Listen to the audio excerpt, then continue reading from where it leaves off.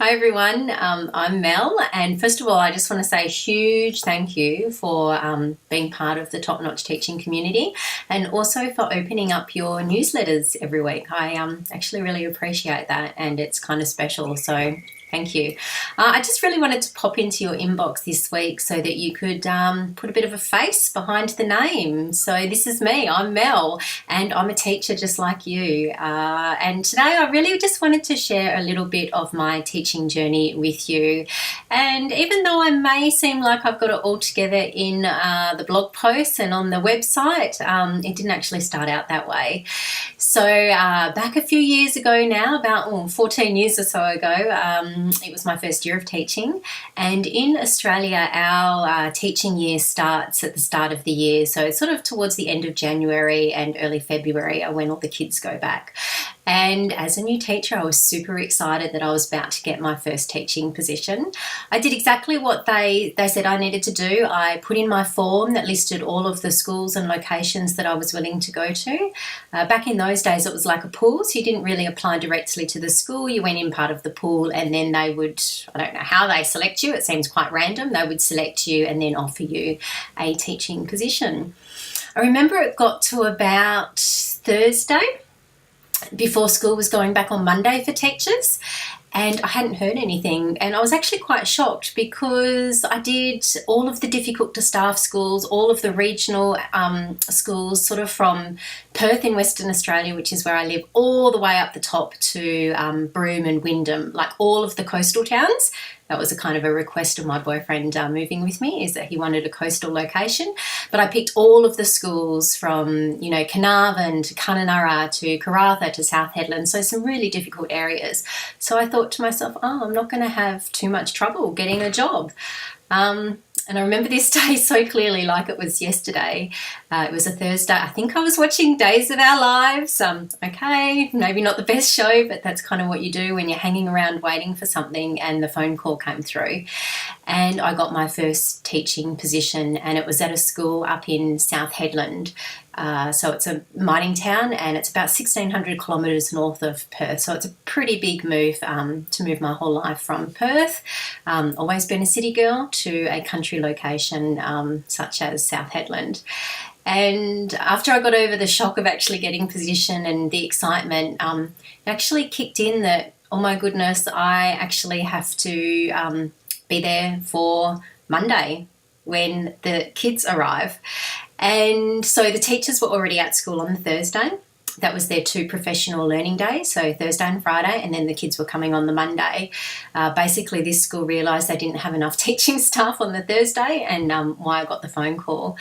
And they pretty much said that I had to be there Sunday to start teaching on Monday. So that gave me Thursday, Friday and Saturday to plan lessons, try and get to know which kids I would be having, learn about the town I was moving to, pack up my whole life. I was in a house with my boyfriend, so organising removalists, air flights, you name it, it had to be done in those few days. And, hindsight's a great thing. I kind of wish now that I can think back on it with 15 years under my belt, it would have been nice to have the confidence to say, yep, great, I'm going to take it, but there's not enough notice. I need at least a week. You'll need to get a relief teacher, and I'll be there in a week's time. But being all new and excited, I just said, yep, I can do this. So I did manage to plan some lessons. I found out a little bit about the kids, and I was on that plane on Sunday. And I arrived in South Hedland, I think it was like early afternoon, like just after lunchtime. And I remember stepping off the plane, because in Hedland they don't have like a big airport. You step off on the plane onto the tarmac, and the first thing that hit me was the heat and the humidity. I think it was like 40 degrees Celsius and must have been 100% humidity, because it was awful. And then from there it was a bit of a whirlwind. So I got dropped off at the motel. The deputy principal who picked me up also picked up another new teacher. I think his name was James from memory. So there were 2 of us that were new that had sort of the same amount of notice. He was also a mature age teacher, so I think he was in his 40s or his 50s, so he'd left behind his family to take this position and move to South Hedland. And that afternoon they had sort of welcome drinks for us, which was fantastic. But I didn't get access to the school or the classroom. I didn't even know where it was. I had no car. I was in this hotel. I had to rely on the other new teachers who were also staying in this motel to pick me up on the first day of school and take me to school. So, I felt so underprepared and just excited as well because, I finally get my own little classroom. So I think it was about 6 a.m. or 6:30 a.m. we left the motel to arrive at school nice and early. School started early in South Hedland. I think we started at like 8 o'clock or 10 past 8. So it's an early start up there because we finish early. And I got there and I met the principal, and I remember them saying, okay, we'll take you over to your classroom now and we'll show you where you're going to be so you can get set up. And I was walking past the classrooms, and then I walked past the art room and walked past the music room and walked past more classrooms, and then I'm still walking, and I'm walking past the basketball courts and the netball courts and still walking, and then there's this building off almost like in the paddock. It was a DeBountable, and the principal proudly announced, this is your first classroom.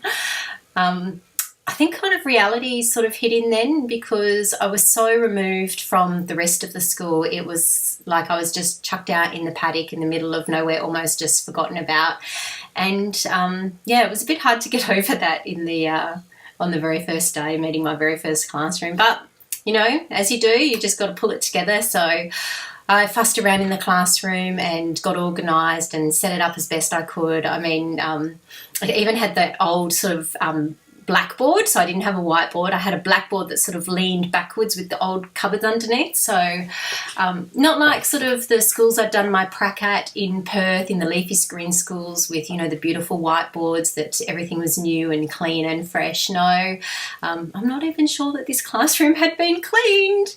But anyway, and I met the parents, and they were lovely, and the kids came in, and I met them, and we sat down in a circle, and we started to do my little getting to know you activity where we go around the circle and introduce ourselves. And that's when my little darling student was introduced to me, and it wasn't easy.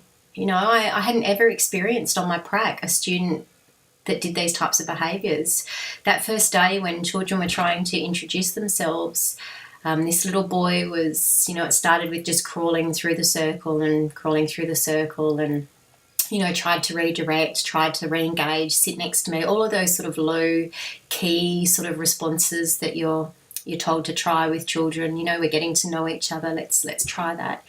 And then behaviours just kept escalating. There was running across desktops. There were, I can't even remember now, but it was a horrific first day in the classroom. And I kind of remember just this one student and what it was like and the impact it had on not only the other students in the class but on me as a new teacher.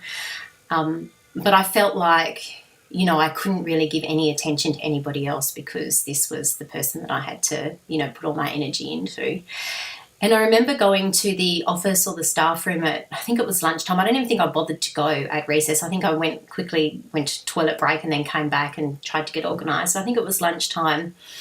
And I remember sitting down and I was pretty deflated, and some teachers sort of chatted to me and I said how difficult it was, and this one student, and they said, oh yeah, well you kind of got the worst class in the school. No one wanted that class. It was the leftover class. And when I think about that now, I actually think that's pretty bloody crappy that they do that to new teachers. We don't have all our shit together. We're still learning. It's a very nice environment generally when you're on prac because you've got your support teacher there and you've got the support of your supervisor as well. And I don't think that that's the best way that you should be treating new teachers and nurturing and supporting them. And in the next video I create for you, I'm going to talk a little bit more about, what happened during that first year and the support that I got and the support that I didn't get as well. But I just really wanted to pop into your inbox to let you know that if you're a new teacher or Even if you're not a new teacher, you're a teacher who's struggling at the moment. I know some of you have actually written into me and said, you know, you've been teaching for 5 years, but you've got a new class this year, and you know, some of the behaviours and some of the things that you're experiencing in this school, you've never dealt with it before, and that it's okay. You know, we don't always have our stuff together, and sometimes we forget about some techniques and strategies that we can use to help. So yeah, I just wanted to let you know that I was off to a shaky start with my teaching, and you know, after that first year I really had to think about whether this was the right profession for me. But I think it's important, whether you're struggling, whether you're doing great, whether you're a first year teacher or an experienced teacher, to really think about why you got into teaching. And you know, I got into teaching because I love working with kids, and I love sharing my knowledge, and I love seeing those little light bulb moments, and when kids have like a little moment and they just get it, and you know that they got it because of something that you did to help them get there, I suppose. So and you know, that's what my new teacher support program is all about. Even though I'm saying it's for new teachers, you know, it's also for any teacher that feels like they're struggling, or you're feeling overwhelmed, or you're not really sure what you want out of teaching anymore. So I've been asking you in the last few weeks to sign up to be notified when the new teacher program is going to launch, and I've been saying you'll get a you know, an early bird surprise. So I just wanted to let you know that that surprise is going to be a significant discount, and it's only for people who sign up to that list when I launch the program. But I also thought it would be fun if we had a little bit of a challenge as well.